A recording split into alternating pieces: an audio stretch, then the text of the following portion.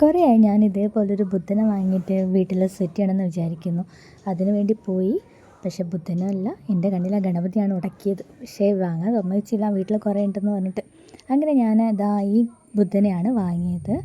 എൻ്റെ അടുത്തുള്ളൊരു എന്താ പറയുക, ഇത് കൊട്ടയിൽ ഞാനിത് സെറ്റ് ചെയ്യാൻ പോവാണ്. എൻ്റെ ഒരു മണി പ്ലാന്റൊക്കെ വെച്ചിട്ട് ആ വള്ളിയിൽ കൂടെ അങ്ങോട്ട് തൂക്കി കൊടുത്തു.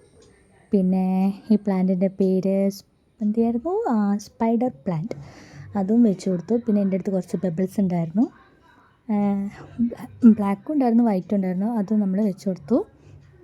അപ്പോൾ ഫൈനൽ ലുക്ക് എങ്ങനെ ഉണ്ടെന്ന് കണ്ടിട്ട് അഭിപ്രായം പറയണേ. ഇഷ്ടപ്പെട്ട ലൈക്ക് ചെയ്യണം കേട്ടോ.